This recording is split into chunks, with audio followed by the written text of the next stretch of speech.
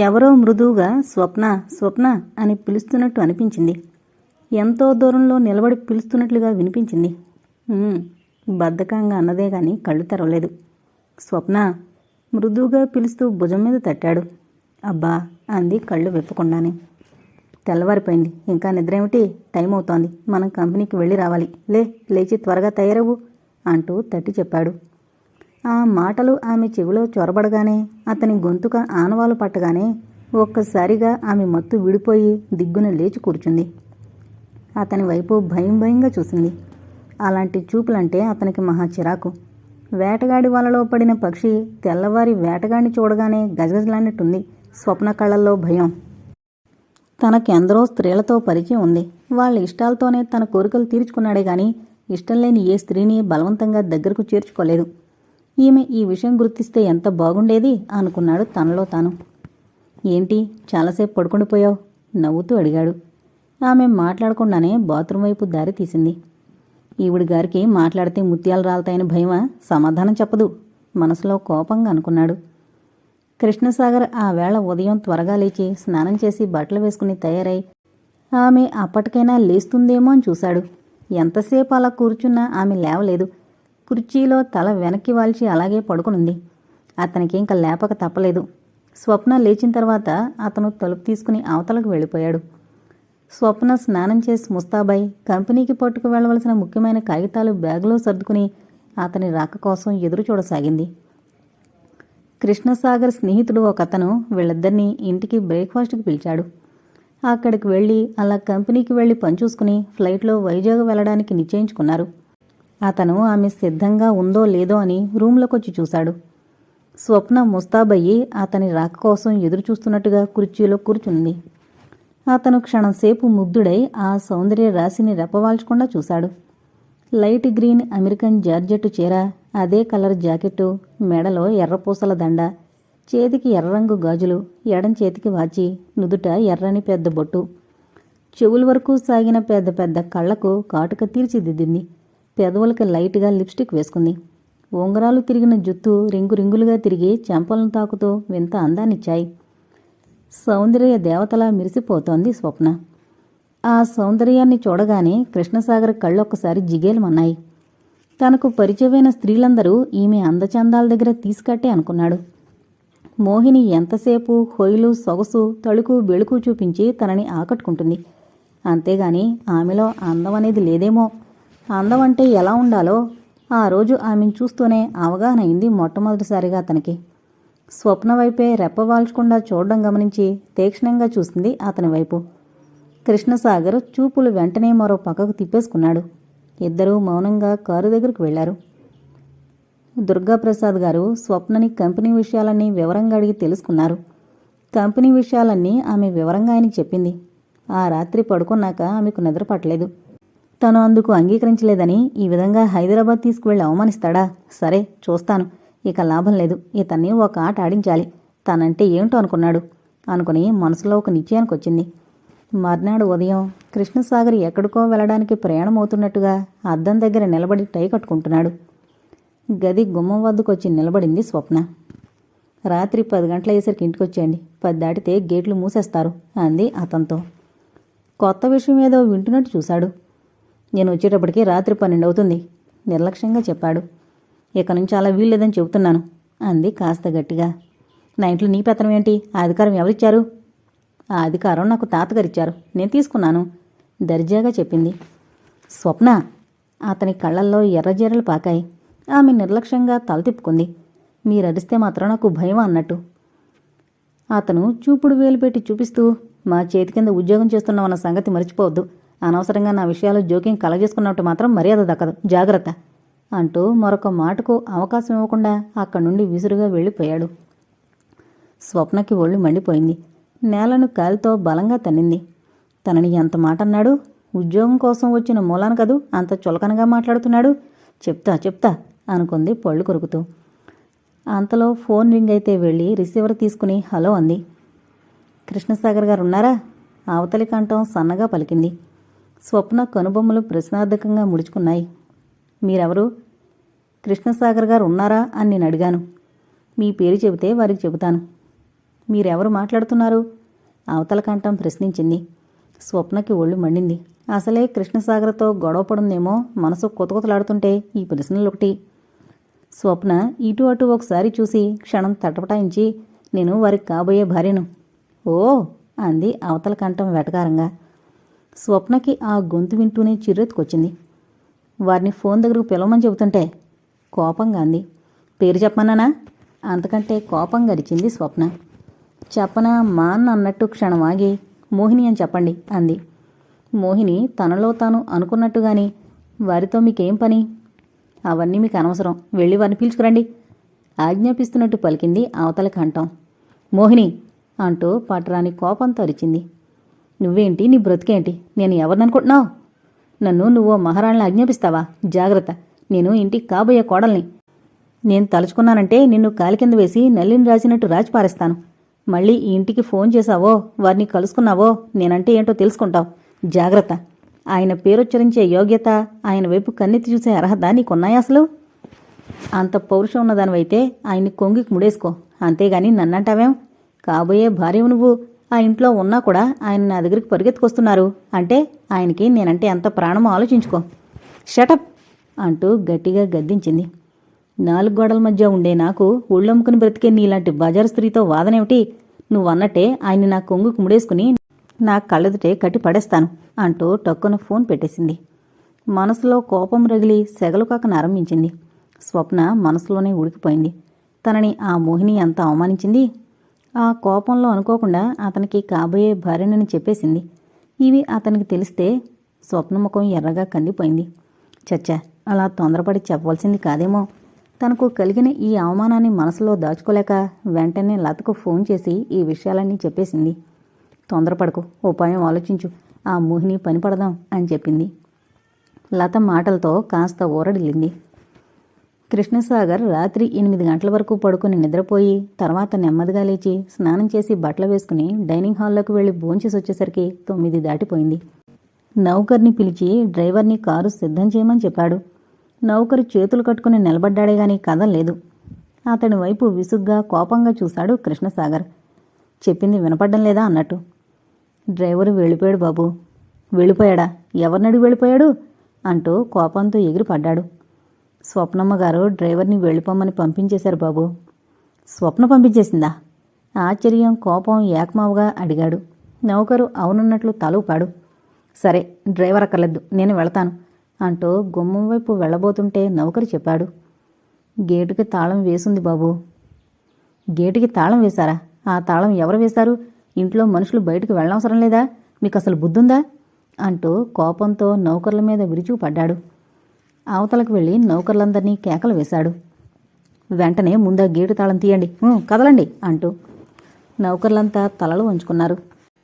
మీకే చెప్తున్నాను, వెళ్ళి తాళం తీయండి అంటూ గద్దించాడు. తాళాలు మా దగ్గర లేవు బాబు, వాళ్ళు నిస్సహాయంగా అన్నారు.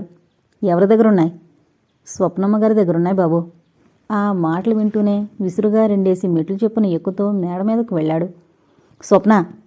పిడుగుపాటుగా వినిపించింది ఆ స్వరం. ఆ కేకకి స్వప్న ఒక్కసారి అదిరిపడినట్లయి వెంటనే సర్దుకుని తొణకనట్టు తాపీగా చూసింది అతని వైపు. గేటు తాళాలు లేవు కోపంగా అన్నాడు. మీకివ్వడానికి కాదు, నేను ఆ తాళాలు తీసుకుంది అంతకంతా కోపంగా అంది. మర్యాదగా తాళాలు ఇస్తావేవా? ఇవ్వను మొండిగా సమాధానం ఇచ్చింది. స్వప్న, తాతగారు ఈ ఇంటికి నిన్ను తీసుకొచ్చింది ఈ ఇంట్లో నిన్ను అధికారం చెలాయించమని కాదు. నువ్వు ఉద్యోగం కోసం వచ్చావు. నీ స్థానం ఏమిటో గుర్తించుకుని మసులుకోవడం మంచిది. నేను ఈ ఇంటికి మీరు తీసుకొస్తే మీ ఇష్టం మీద రాలేదు. నాకు ఉద్యోగం ఇచ్చి నన్ను ఈ ఇంటికి తీసుకొచ్చింది మీ తాతగారు. అందుకని నన్ను కత్తుల బోన్లో ఇరికిద్దామనా నీ ఉద్దేశం? మిమ్మల్ని కత్తుల బోన్లో ఇరికిద్దామని కాదు, బోన్లో నుండి తప్పిద్దామని. నీ తెలివితేటలకు సంతోషించాను. నాకు అలాంటి భయాలేం లేవు. నీ సహాయం నాకేం అక్కర్లేదు. ఆ తాళాలు ఇలా పారాయి. అయితే ఒక్క క్షణం ఆగండి, ఇస్తాను అంటూ అక్కడి నుంచి వెళ్ళిపోయి తన సూట్ కేసు చేత్తో పట్టుకుని అతని దగ్గరకు వచ్చి, నేను వెళ్ళిపోతున్నాను, ఇక మీ ఇష్టం వచ్చినట్టు చేసుకోండి.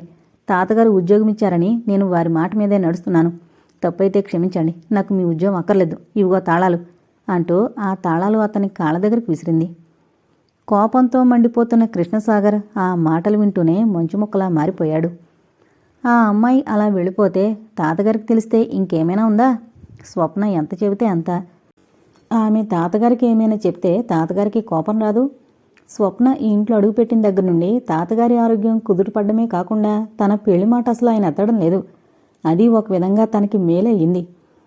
తాతగారు ఏమనుకుంటారోనన్న భయమే తనకు లేకుంటే ముందే తను ఆమెను ఉద్యోగం నుంచి తీసేసేవాడు. ఇప్పుడు తన చెయ్యి దాటిపోయింది. వంగి తాళాలు చేతిలోకి తీసుకున్నాడు. స్వప్న సూట్ కేసు పట్టుకుని గుమ్మం దాటి వెళుతుంటే చప్పున వెళ్ళి చేయి పట్టుకున్నాడు. ఏంటిది? ముందు చేయి వదలండి. కోపంగా చూసింది. నువ్వు వెళ్ళడానికి వీల్లేదు శాసిస్తున్నట్లుగా అన్నాడు. నన్ను ఆపడానికి, నా మీద అధికారం చెలాయించడానికి మీరెవరు? అతను దెబ్బతిన్నట్లు చూశాడు. స్వప్న, అతని కంఠం మృదువుగా మారిపోయింది. ముందు చేయి వదలండి అంటూ అతని చేతిని విడిపించుకోవాలని చూసింది. అతను వదలలేదు. మరింత గట్టిగా పట్టుకుంటూ, నువ్విలా అర్ధాంతరంగా వెళ్ళిపోతే అంతా ఏమనుకుంటారు? తాతగారు బాధపడరు? స్వప్న మాట్లాడలేదు. తాతగారికి చెప్పి వెళ్ళు. నేను చెప్పను, మీరే చెప్పండి. నేనా? ఆ పని నా వల్ల కాదు అన్నట్టు చూశాడు. అయితే నాకు అవసరం లేదు, నేను ఎవరికి చెప్పను అన్నట్టు చూసి సూట్ కేసుతో ముందుకు అడుగు వేసింది. ఆమె వెళ్ళిపోతే తాతగారికి తనకి మళ్లీ గొడవ జరుగుతుంది. పెళ్లి మాట మరిచిపోయారు అనుకున్న ఆయన మళ్లీ ఆ మాటెత్తి తనని నిలబడినెవరు. ఏంటి చేయడం? మంచి మాటలతో ఆమెను వెళ్లకుండా చెయ్యాలి. స్వప్న, నన్ను క్షమించు. తొందరపడి ఏదో అనేశాను. ఇక నిన్ను ఏమీ అన్ను. నీ ఇష్టం వచ్చినట్లు కానివ్వు. అతని కళ్ళల్లోకి సూటిగా చూసింది. మీ మాటలు నమ్మమంటారా అన్నట్టున్నాయి ఆ చూపులు. స్వప్న, ఇవిగో తాళాలు అంటూ తాళాలు పదిలంగా ఆమె చేతిలో పెట్టి స్వప్న చేతిలో సూట్ కేస్ అతి జాగ్రత్తగా అందుకున్నాడు. ఆ తాళాలు చేతిలో ఎగరేసి పట్టుకుంటూ విజయగర్వంతో చూసింది అతని వైపు. కృష్ణసాగర్ మనసులో కోపం పైకి కనపడనీలేదు. స్వప్న గిర్రున వెనుతిరిగి వయ్యారంగా నడిచి వెళుతుంటే అంతకన్నా వయ్యారంగా జడ ఊగసాగింది. ఒక్క ఉదుటను వెళ్ళి ఆ జడ పట్టి ఒక్క గుంజి గుంజి మెడలు వంచి వీపు మీద దబాదబా 4 గుద్దులు గుద్ది ఆడపిల్లకి ఇంత గర్వం పొగరు పనికిరాదని గట్టిగా చెప్పాలనుకున్నాడు. కానీ ఏమీ చేయలేకపోయాడు. అతని మనసులోని కోపాన్ని, ఆవేశాన్ని నెమ్మది మీద శాంతపరిచాడు. ఖాళీ బూట్లు తీసేసి మెడలో టై లాగి పారేసి కోటు సోఫా మీదకు విసిరేసి నైట్ డ్రెస్ వేసుకున్నాడు. అతనికి స్వప్నని కరకరమని నెమిలి మింగేద్దామన్నంత కోపంగా ఉంది. ఒక 10 నిమిషాల తర్వాత అటు తన గదిలోకి వెళుతూ కృష్ణసాగర్ ఏం చేస్తున్నాడో అన్నట్టు ఆ గదిలోకి తొంగి చూసింది. కృష్ణసాగర్ కోపం మింగేసి రాని నవ్వు పెదాల మీద తెచ్చుకుని నవ్వాడు ఆమెను చూస్తూనే. స్వప్న నవ్వలేదు. ముఖం సీరియస్గా పెట్టుకుని వెళ్ళిపోయింది. అతను లైట్ ఆర్పేసి పడుకున్నాడు. నిద్ర పట్టలేదు. ఏంటి అమ్మాయి తన మీద అధికారం చెలాయిస్తోంది? ఈవిడి గారికి ఈ ఇల్లు ఎలా తెలిసింది? తాతగారు ఈమెకే ఉద్యోగం ఎందుకిచ్చినట్లు? ఆ వెధవ విశ్వంగడి చేశాడు ఇదంతా. వెధవోపాయం వీడును. నా ప్రాణాలు తీయడానికి కాకపోతే వాడి మూలానే తను స్వప్నకు లోకువైపోయాడు. 5 సంవత్సరాల తర్వాత ఇలా ఎదురుపడాల్సి వచ్చింది. ఆ అలసు తీసుకునే ఈవిడ ఇంట్లో అధికారం చెలాయిస్తోంది. ఇది మరీ బాగుంది. ఇక నుంచి ఆమె చెప్పినట్లు వినాలి కాబోలు. మంచం మీద ఇటు నుండి అటు ఒత్తిగిల్లి పడుకున్నాడు. ఇవాళ ఒక మహారాష్ట్ర అమ్మాయిని తీసుకొస్తానని విశ్రాంతి బంగ్లాకు రమ్మని బంగారయ్యకు ఫోన్ చేశాడు. దెయ్యంలో ఈ స్వప్నొకత్తి నా ప్రాణానికి, నాకు స్వేచ్ఛ లేకుండా చేస్తోంది. ఈ దెయ్యం కానీ అడ్డుపడకపోతే ఆ అందాల సుందరి తన చేతుల్లో ఉండేది. లోపల విసుక్కోసాగాడు. ఆ అందాల సుందరి కళ్ళల్లో నాట్యం చేస్తుంటే కృష్ణసాగర్కు ఆ రాత్రంతా జాగరణ అయింది. ఆ వారం తల్లిని చూడ్డానికి వెళ్ళింది స్వప్న. ఇంటి దగ్గర వాళ్ళు ఎలా ఉన్నారో ఏంటో అనుకుంది. కూతుర్ని చూసి ఆవిడ చాలా సంతోషించింది. కామాక్షమ్మ కూతుర్ని ఏవేవో ప్రశ్నలు వేసింది. అన్నింటికీ ఏదో జవాబిచ్చి హైమను చూడ్డానికి పెళ్లివారొచ్చారా అని అడిగింది. తల్లి ఆ సంబంధం విషయాలన్నీ పోసగుచ్చినట్లు చెప్పింది. వాళ్ళొచ్చి చూసుకున్నారు. పిల్ల నచ్చిందని మళ్ళీ వాళ్ళ అబ్బాయిని తీసుకునొచ్చారు. వాళ్ళు ఈ సంబంధానికి ఇష్టపడ్డారు. మంచి రోజు చూసుకుని సంబంధం నిశ్చయం చేసుకుంటామన్నారు. నీ గురించి అడిగారు. ఏం చెప్పావు? ఎక్కడో ఉద్యోగం వచ్చింది, ట్రైనింగ్ అవుతోంది అని చెప్పాను. స్వప్న మాట్లాడలేదు. నీ పెళ్లి గురించి అడిగారు. నా పెళ్లి గురించి అడిగారా? నువ్వేమన్నావు? పెద్దమ్మాయికి చేయకుండా చిన్నమ్మాయికి చేస్తారా? ఆమె పెళ్లి చేసుకోదా అని అనుమానంగా అడిగారు. అలా చెప్పడం ఎందుకని ఆ అమ్మాయికి కుదిరిపోయింది. 3 నెలల తర్వాత ముహూర్తాలు పెట్టుకుంటారట. అందుకు ముందు చిన్నమ్మాయికి చేసేస్తామని చెప్పాను అని చెప్తూ అలా చెప్పడం తప్ప బాగానే చెప్పాను కదూ అన్నట్టు కూతురు వైపు చూసింది. నన్ను చంపడానికి కాకపోతే అలా చెబుతావా అన్నట్లు తల పట్టుకుంది స్వప్న. పెళ్లి కుదరలేదంటే ఏమంటారోనని తల్లి భయంగా చూసింది. ఏమనుకుంటారు? ఇష్టం లేకపోతే పోతారు. అది కాకపోతే మరో సంబంధం వస్తుంది. అలా ఎందుకు చెప్పావు? గట్టిగా కేకలేసింది. ఆవిడ మాట్లాడలేదు. సంబంధం నిశ్చయించుకోవడానికి ఎప్పుడొస్తామని చెప్పారు? కామాక్షమ్మ మనసులో ఏదో మాట దాచడానికి ప్రయత్నిస్తున్నట్లు మౌనం వహించింది. అది గ్రహించిన స్వప్న, ఏంటి సందేహిస్తున్నావు? చెప్పేంటో అంది. ఎల్లుండి మంచి రోజట. ఆ రోజొచ్చి తాంబూలాలు తీసుకుంటారట. అప్పుడు నువ్వు కూడా ఉండాలట. నేనెందుకు? పక్కింటి పిన్నిగారు బాబాయ్ గారు వాళ్ళు ఉన్నారుగా. అయినా సరే నువ్వు నీ కాబోయే భర్త ఇద్దరూ ఉండాలట. మీరిద్దరూ పెళ్లి పెద్దలుగా నిలబడాలట మెల్లగా జడుస్తూ చెప్పింది తల్లి. స్వప్న ఆ మాటలు వింటూనే విస్తుపోయినట్లయింది. ఏం చేయాలో నాకు తోచడం లేదు. ఒక్కసారి తల్లివైపు చెర్రుమన్నట్లు చూసింది. ఏం చేద్దామనాలి చెప్పావు? వాళ్ళు అలా అంటారని నాకేం తెలుసు? స్వప్నకి ఒళ్ళు మండిపోయింది. చిచ్చి, ఎంత కష్టపడినా ప్రాణానికి సుఖం లేదు, మనసుకి శాంతి లేదు. ఇప్పుడు ఏంటి చేయడం? తనంటే వస్తుంది. తనకు కూడా భర్తగా ఎవరొస్తారు? తను తన భర్త కలిసి రాకపోతే ఏదో అనుమానం పెట్టుకునేటట్లు ఉన్నారు. వెధవ సంబంధం మానుకుంటే సరి. అప్రయత్నంగా చెల్లెలి ముఖంలోకి చూసింది. అమాయకంగా తన వైపే చూస్తోంది. స్వప్నకి జాలేసింది. తనకి జన్మలో పెళ్లిరాత ఎలాగూ లేదు. దానికైనా పెళ్లి చేస్తే దాని సంసారం అది చేసుకుని సుఖంగా ఉంటుంది. ఒప్పుకున్న సంబంధం కాదంటే మళ్ళీ మరొక సంబంధం దొరకద్దు. ఈ సంబంధం అన్ని విధాలా బాగుంది. ఎలా? ఏం చేయడం? సరే, ఆ రోజునాటికి ఏదోటి ఆలోచించచ్చు. సరే, నేను ఆ రోజొస్తాను, వాళ్ళని రమ్మను అంది. వాళ్ళు అలా అంటుంటే ఎలా? అవన్నీ నీకెందుకు? నేను కబురు చేయమన్నట్లు కబురు చేయి. వాళ్ళకి ఎలా చెప్పాలో ఏంటో నేను వచ్చాక చెబుతాను. తల్లి అలాగే అన్నట్లు తల ఊపింది. సాయంత్రం స్వప్న లతింటికి వెళ్ళింది. అక్కడి నుండి కారులో వెళ్ళిపోయింది. ఇంటికొచ్చిన స్వప్న మనసేం బాగలేదు. తల్లి చెప్పిన మాటలే చెవుల్లో మోగుతున్నాయి. కృష్ణసాగర్ ఆ రాత్రి 10 గంటలకు ఇంటికొచ్చాడు. అతను ఈ మధ్య 10 గంటలకు ఇంటికొచ్చేయడం అలవాటు చేసుకున్నాడు. ఆ రోజు కృష్ణసాగర్ ఎక్కడికో వెళ్ళొచ్చాడు. అతను చాలా కోపంగా ఉన్నాడు. కళ్ళ నుండి నిప్పులు కురుస్తున్నాయి. తిన్నగా ఆఫీసు రూంలోకి వెళ్ళాడు. ఆ రూంలో స్వప్న ఒక్కరితే ఉంది. ఇంకెవరూ లేరు. స్వప్న అంటూ ఆ భవనం అదిరిపోయేటట్లు పిలిచాడు. కూర్చుని ఏవో కాగితాలు టైప్ చేస్తున్నదల్లా తల తిప్పి విచిత్రంగా చూసింది అతని వైపు. మోహిని మధ్య ఫోన్ చేసిందా? కోపంగా అడిగాడు. ఓ అదా, ఇంకా ఏంటనుకున్నాను. కొంప మునిగిపోయినట్లు కేకలేస్తే అన్నట్లు నిర్లక్ష్యంగా మౌనంగా తల తిప్పేసుకుంది. నిన్నే మాట్లాడవేం? మోహిని ఫోన్ చేసిందా లేదా? చేసింది. నాకెందుకు చెప్పలేదు? నాకు చెప్పాలనిపించలేదు, చెప్పలేదు. నిర్లక్ష్యంగా జవాబిచ్చి తిరిగి టైప్ చేసుకోసాగింది.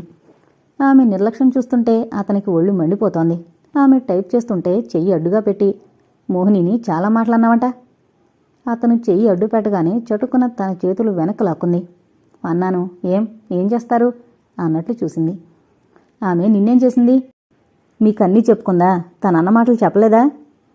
నీకు చెబుతున్నాను, నా గురించి ఎవరు ఫోన్ చేసినా సరే నువ్వు మర్యాదగా మాట్లాడాలి, తెలిసిందా అంటూ కోపంగా ఉరిమి చూశాడు. అటువంటి దాంతో మర్యాదిచ్చి మాట్లాడవలసిన కర్మ నాకేంటి? ఆమె సంగతి నీకేం తెలుసునని?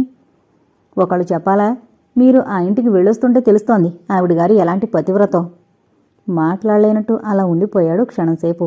మళ్ళీ వెంటనే తేరుకొని, నువ్వు ఇంట్లో ఉద్యోగం చేస్తున్నావన్నమాట మరిచిపోయి ఇంటి ఇల్లాలా అధికారం చెలాయించి నా స్వంత విషయాల్లో జోక్యం చేసుకుంటున్నావు. నేను ఇక్కడ ఉద్యోగం చేస్తున్నాను అన్న మాట మరిచి తాళి కట్టిన భర్తలా పెత్తనం చెలాయించి నన్నే గడగడలాడించాలని చూస్తున్నారు. మీరు మీ హద్దుల్లో ఉంటే సంతోషిస్తాను అంది అంతకంటే కోపంగా. కృష్ణసాగర్ కోపం మెల్లగా తగ్గిపోసాగింది. స్వప్న వదనాన్ని రెప్పవాల్చకుండా చూశాడు. కోపంతో ఎర్రబడ్డ ఆమె నుదుట చెమట తొడుకు అంటించినట్లు మెరుస్తూ అందంగా ఉన్న ఆ ముఖాన్ని ఇంకా ఇంకా అలాగే చూడాలనిపించింది అతనికి. అందమైన ఆడపిల్లకి కోపం కూడా ఒక అందమే. అయస్కాంతంలా ఆకర్షించే అందమైన అమ్మాయిల కోసం తనిలా వాదించిన అందమే. వాళ్లతో ఎవరూ వాదించి గెలవలేరేమో కూడా. అక్కడితో మరి సంభాషణ పెరగలేదు. కృష్ణసాగర్ మౌనం వహించాడు. స్వప్న అక్కడి నుంచి లేచి వెళ్ళిపోయింది. దుర్గాప్రసాద్ గారు మంచం మీద నుండి లేచి కూర్చోవడమే కాకుండా ఆ గదిలోనే మెల్లగా తిరగసాగారు మనిషి సహాయంతో. ఆయనకు ఇప్పుడిప్పుడే శరీరంలో బలం చేకూరసాగింది. స్వప్న ఎందరు నౌకర్లున్నా తాతగారికి వేళకి ఏం కావాలో ఏంటో శ్రద్ధగా చూడడం ఆయనకి ఆనందమే అయింది. స్వప్నతో కృష్ణసాగర్ ఎక్కువగా ఏం మాట్లాడడం లేదు. రేపే చెల్లెలికి పెళ్లి సంబంధం నిశ్చయించుకోవడానికి పెళ్లివారు వస్తారు. ఈ విషయం అతనికి ఎలా చెప్పడం ఆమె ఆలోచించింది. క్రితం రోజే ఇద్దరూ మోహిని గురించి మాటకు మాట అనుకున్నారు.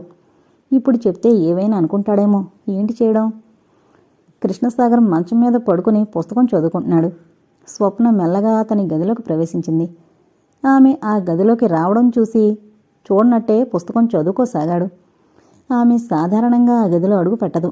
అతనికి లోపలే ఆశ్చర్యం కలిగింది. అతని మంచానికి కొద్ది దూరంలో నిలబడి ఖాళీ బొటనవేలు నేల మీద రాస్తూ, మీతో మాట్లాడాలి అంది నెమ్మదిగా. అతను తల తిప్పి ఆమె వైపు ఒకసారి చూసి తిరిగి పుస్తకం మీద దృష్టి సారిస్తూ, చెప్పేంటో అన్నాడు. ఆమె చెప్పే విషయమేమిటో వినడానికి తనకంత కుతూహలం లేనట్లుగా. స్వప్నకి ఆ మాట వింటూనే మనసు బొగ్గుమన్నా పైకి ఆ కోపాన్ని ప్రదర్శించలేదు. తన అవసరం మరి, అందుకు శాంతంగానే చెప్పింది. నేనిక్కడ ఉద్యోగం చేస్తున్నట్టు మా ఇంట్లో ఎవరికీ తెలీదు. అతను ఆమె మాటలు వింటున్నట్టుగా లేడు.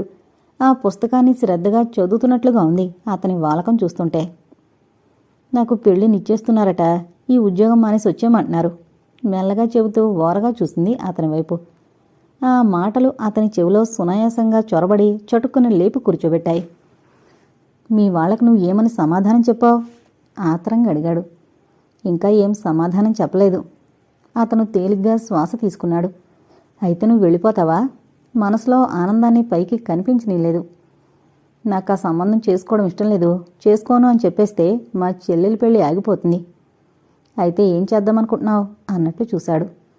అందుకే మీరు నాకు చిన్న సహాయం చేయాలి. నేనా? నీకా? ఏంటి అన్నాడు ఆశ్చర్యంగా. మీరు ఏమీ అనుకోనంటే చెబుతాను. నేను ఏమనుకుంటాను? ఏమీ అనుకోను, చెప్పు. నాకు ఈ పెళ్లి ఇష్టం లేదని చెప్తే ఎందుకు ఇష్టం లేదని నిలేసి అడుగుతారు. నేను ఒక అతన్ని చేసుకోవాలనుకుంటున్నాను అని చెప్పేశాను, ఆ పెళ్లి తప్పించుకోవడం కోసం. ఇప్పుడు అతన్ని తీసుకొచ్చి చూపించమంటున్నారు. ఏం చేయాలో తోచడం లేదు. రేపు సాయంత్రం 4 గంటలకు తీసుకురమ్మని చెప్పారు. నేను వెళ్ళకపోతే నా చెల్లెలి పెళ్లి ఆగిపోతుంది అంటూ అతని ముఖంలోకి చూసింది.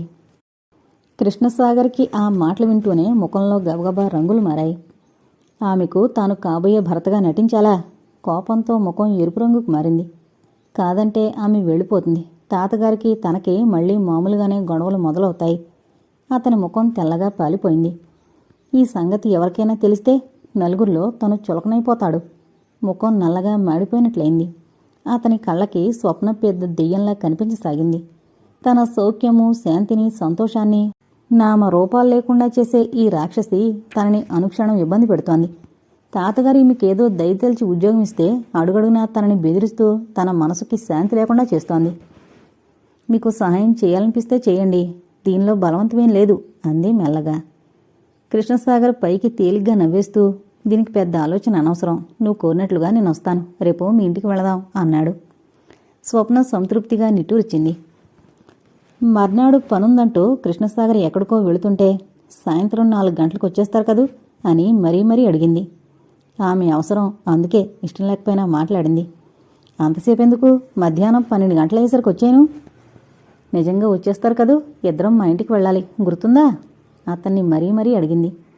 ఆమె మాటలకు అతను నవ్వి, నువ్వు మర్చిపోతావేమో గాని ఏదైనా పనుంటే నేను అసలు మర్చిపోను, త్వరగా వచ్చేస్తాను అంటూ వెళ్ళిపోయాడు. ఆ వెళ్ళిపోవడం అతను మధ్యాహ్నం భోజనానికి కూడా ఇంటికి రాలేదు. స్వప్నకి గాబరాగా ఉంది.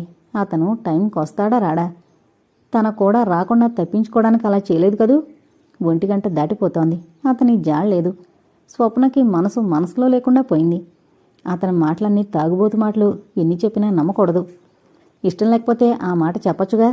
ఇప్పుడు ఏంటి చేయడం? సంబంధం నిశ్చయించుకోవడానికి పెళ్లివారు వస్తారు. తను వస్తుంది అని అక్కడ అందరూ ఎదురు చూస్తుంటారు.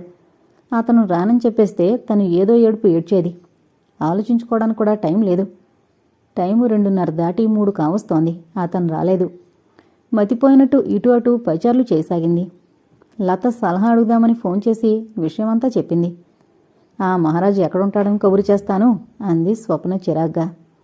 నువ్వేం గాబరా పడకు. ఆ మహారాజుకి ఈ ఊళ్ళో విశ్రాంతి బంగ్లా ఉంది. అతని మనసుకు శాంతి లేనప్పుడు ఆ బంగ్లాకు వెళ్ళి కూర్చుంటాడు. నిజమా? నిజమే. ఒకసారి వివరాలు మా అన్నయ్య చెప్పాడు. ఇప్పుడెలా? ఎలా ఏంటి? అతను అక్కడ ఉంటాడు. తాతగారికి చెప్పి నువ్వు కారులో విశ్రాంతి బంగ్లాకు వెళ్ళి అతన్ని తీసుకుని ఇంటికి వెళ్ళు. అలా వెళితే ఏమనుకుంటాడో సంశయంగా అంది. ఎవరు ఏమనుకుంటారో అని ఆలోచిస్తే మన పని అయినట్లే. అవసరం వచ్చినప్పుడు మంటల్లో అయినా దూకాలి కానీ తప్పదు. ఒకళ్ళ గురించి ఆలోచించడం అంత బుద్ధి తక్కువ పని మరొకటి లేదు అంది లత ఆమెకు బాగా ధైర్యం చెప్తూ. సరే, ఏంటి? నువ్వు చెప్పినట్టే చేస్తాను. ఇప్పుడే నేను ఆ బంగ్లాకు వెళతాను దృఢ నిశ్చయంతో అంది స్వప్న. సరే వెళ్ళు, కానీ అతనొక్కడే ఉండడు, అర్థమైందా? ఆ అంటూ ఫోన్ పెట్టేసింది. స్వప్న టైం చూసింది. 3:45.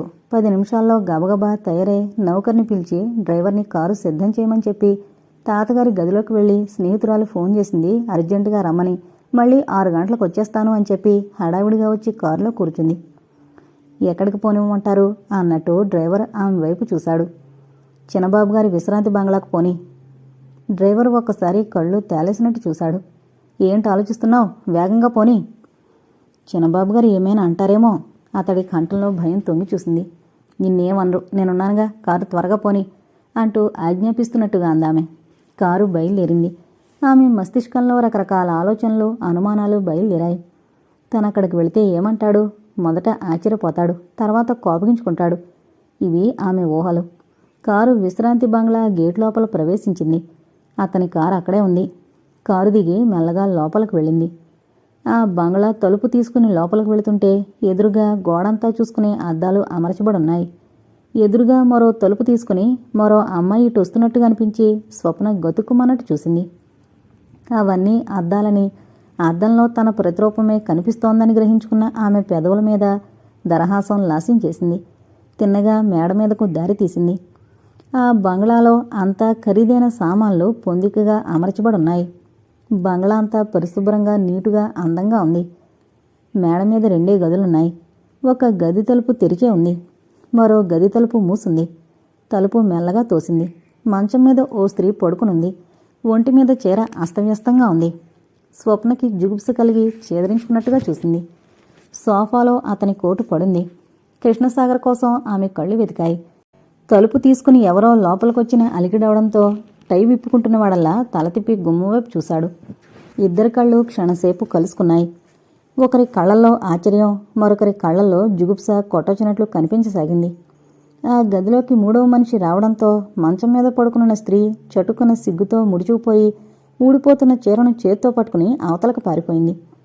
ఆ క్షణంలో ప్రపంచంలో ఉన్న యావగింపంతా ఆమె కళ్ళలో ప్రతిబింబించింది. అతని ముఖం ఎర్రగా కమిలిపోయి రాయి కంటే కఠినంగా మారిపోయింది. చటుకున్న ముఖం మరో పక్కకు తిప్పుకున్నాడు. కోపం ఆపుకుంటున్నట్టుగా అతని దవడ ఎముక బిగుసుకుంది. అప్రయత్నంగా పిడికిళ్ళు మూసుకున్నాయి. ఆ గదిలో కొద్దిసేపు అతి భయంకరమైన నిశ్శబ్దం తాండవించింది. స్వప్న అతని వైపే తీక్షణంగా చూడసాగింది. అతను ఆమె వైపు అసలు చూడలేదు. కృష్ణసాగర్ ఉన్నట్టుండి చటుక్కుని ఇటు తిరిగాడు. అతని కళ్ళు ఎర్రగా చెంతనిప్పుల్లా ఉన్నాయి. ఎందుకొచ్చావు ఇక్కడికి? తీక్షణంగా చూశాడు. మీరెక్కడున్నారో తెలుసుకుందామని. అందుకు నన్ను వెతుకుంటూ వస్తావా? కోపంగా అడిగాడు. వస్తే తప్ప? అంతకంటే కోపంగా అడిగింది. అతను ఏదో అనుబోయి ఇంకేదో గుర్తుకొచ్చి ఆగిపోయి అవతలకు వెళ్ళి అక్కడ నిలబడిపోయి ఆమెకేదో సైగ చేశాడు. ఆ సైగని అర్థం చేసుకున్నట్టుగా తలూపి వెళ్ళిపోయిందామె. ఆ స్త్రీ ఆ గదిలోంచి వెళుతుంటే తను ఎక్కడ మైలు పడిపోతానో అన్నట్టు దూరంగా నిలబడింది స్వప్న. కృష్ణసాగరం మేడమెట్ల దగ్గరకు వెళ్ళి బంగారయ్య గట్టిగా పిలిచాడు. అతని కేకకు బంగారయ్య ఎక్కడి నుండో పరిగెత్తుకొచ్చి కింద మెట్ల దగ్గర నిలబడి మేడపైకి తలెత్తి చూశాడు. ఈ అమ్మాయిని తీసుకుని వెళ్ళిపో అన్నాడు. ఆ వచ్చిన అమ్మాయి మేడ దిగి రావడం చూసి బంగారయ్య అర్థం కానట్టు చూశాడు. తీసుకురమ్మని ఎందుకు పంపించేస్తున్నారు అన్నట్టు. బంగారయ్య, స్వప్న కంఠం తీక్షణంగా పలికింది. కృష్ణసాగర్కి కొద్ది దూరంలో నిలబడి కిందకి చూస్తూ పిలుస్తున్న స్వప్న వైపు చూశాడు బంగారయ్య. నువ్వు ఎప్పుడైనా ఇంటికి ఫోన్ చేసినా, ఏ అమ్మాయినైనా ఇక్కడికి తీసుకొచ్చినా దుర్గాప్రసాద్ గారికి చెప్పి ముందు నీ పని పట్టిస్తాను. నువ్వు వెళ్ళి కటకటాల మధ్య కూర్చుంటావు, జాగ్రత్త అంటూ హోంకరించింది. బంగారయ్య ఆ మాటలు వింటూనే గజగజలాడిపోయాడు. ఏం, నా మాట వినిపించిందా? ఆమె కంఠం కంగుమంది. చిత్తం అంటూ వణికిపోయాడు. వెళ్ళిక్కడి నుంచి కళ్ళెర చేసింది. బంగారయ్య ఆ అమ్మాయిని తీసుకుని పరుగు పెట్టినంత తొందరగా పారిపోయాడు. అంతవరకు కృష్ణసాగర్ ఒక్క మాట కూడా మాట్లాడలేదు. వాళ్ళు వెళ్ళిపోయాక ఆమె వైపు చూశాడు. స్వప్న కూడా అతని వైపు చూసింది. 2 కళ్ళు కలుసుకున్నాయి. ఒకళ్ళనొకళ్ళు మింగేసేటంత తీవ్రంగా చూసుకున్నారు. ఏంటో ఇప్పుడు చెప్పు. అతని ముఖం గంభీరంగా ఉన్న స్వరం మాత్రం శాంతంగానే ఉంది. నాతో ఇంటికి వస్తానన్నారు. వస్తాను. అయితే త్వరగా రండి, టైం అయిపోతుంది. ఉండు మరి, వస్తాను తాపీగా చెప్పాడు. ఇంకా ఎంతసేపు? అసహనంగా అడిగింది. లోపలికి పద, వెళదాం. నేను లోపలికి రాను. నుదురు చిట్లించింది. అతని ముఖం ఇంకా గంభీరంగా మారిపోయింది. నేను చెప్పినట్టు వింటే నువ్వు చెప్పినట్టు నేను వింటాను.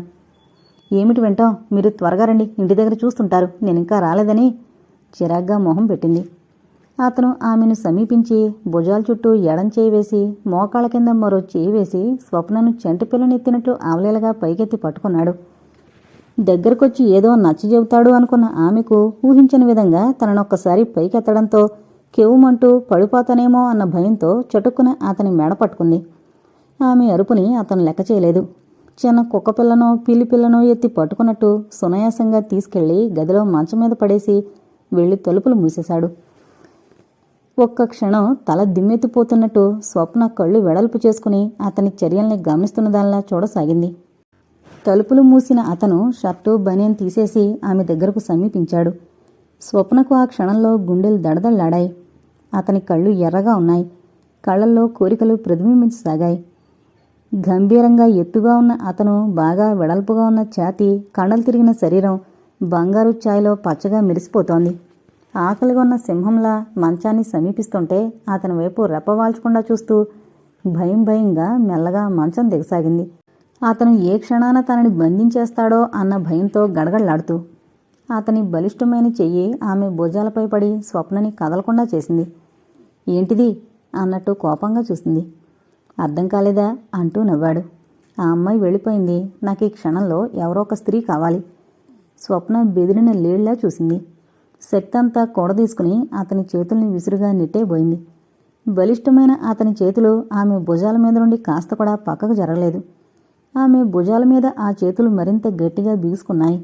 ఆ చేతులు మెల్లగా ఆమెను దగ్గరకు లాక్కున్నాయి. స్వప్న అతని పట్టు విడిపించుకోవాలని గట్టిగా పెనుగులాడసాగింది.